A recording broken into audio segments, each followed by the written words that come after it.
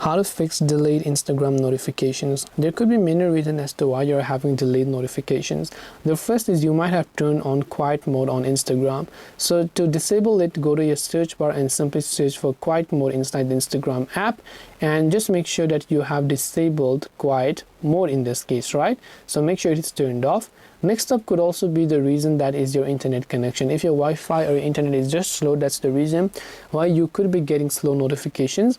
Otherwise, you can also long press the Instagram app icon, tap the I button here to come to app info page, go to notifications, and all you have to do is make sure that you select allow sound and vibration. And if you have other lock screen notifications as well, you want to make sure to select that. Or rest of the notifications can be actually contributed within the Instagram app itself. Also make sure that your Instagram app is updated to the latest version. So hopefully one of these may have helped you solve the problem. If you have got any more questions, feel free to also leave them down below. Thank you for watching till the end, and see you soon in the next video.